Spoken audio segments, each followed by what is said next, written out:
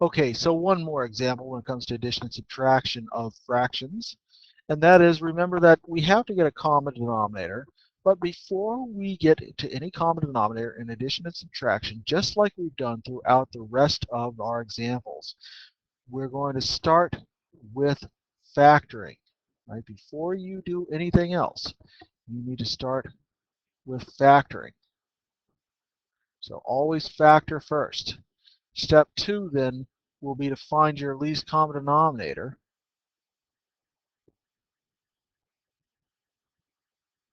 And then step 3 would be to rewrite so that we can add our fractions.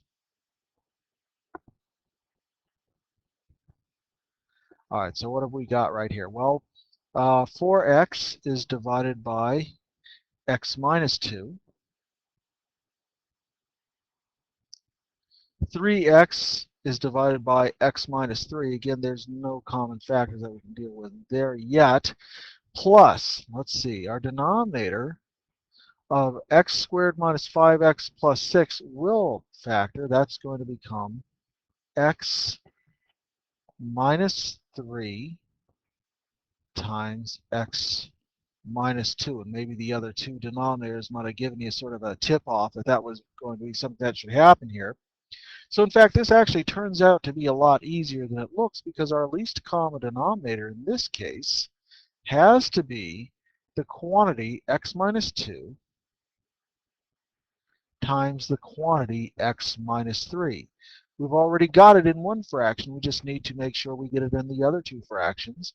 And we do that by multiplying in the missing piece. So we've got 4x over x minus 2. So we're all set with the x minus 2. It's the x minus 3 that's missing. So we're going to multiply that into the numerator of the first fraction and the denominator of the first fraction. We've got 3x divided by x minus 3 already. The part that's missing is x minus 2. So I'm going to multiply that into the numerator denominator of the second fraction this way. And 9 is divided by the quantity x minus 3 times x minus 2. Since it already has that common denominator, we're set.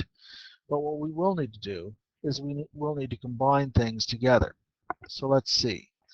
Over the quantity of x minus 3 times x minus 2, well, I'll write it as x minus 2 times x minus 3. It doesn't matter which order we put those two factors.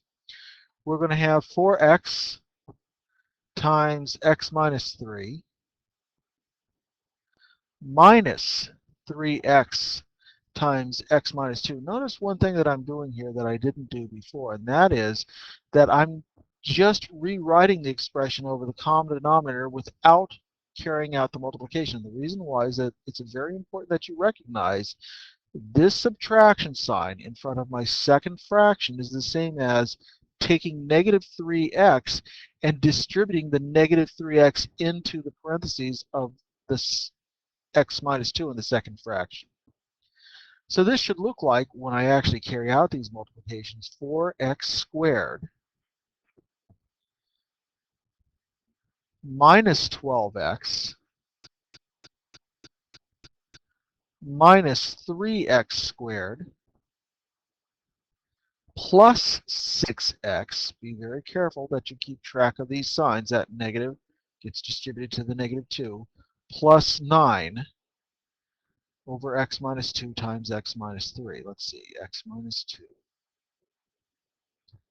times x minus 3.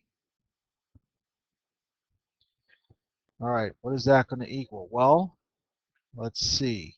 When we combine our like terms, it looks like we get x squared in the numerator. Negative 12x plus 6x gives us minus 6x plus 9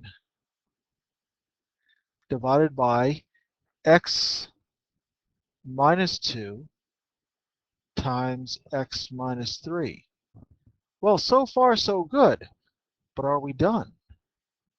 Well, we're going to be done if there are no common factors in the numerator denominator. But in this case, it turns out that there is, because x squared minus 6x plus 9 is in fact one of our special form factorizations. It is the perfect square of x minus 3 times x minus 3, which means that after we've combined our three fractions together, we still have an expression that can be simplified even further. And if we can have common factors, we should cancel those common factors. And so our reduced expression will wind up as x minus 3 divided by x minus 2, provided that x does not equal 3. Why is that? Oh, come on, you know, that's the part of the domain that we canceled. And so now we're all set. Good luck on your homework. See you in class.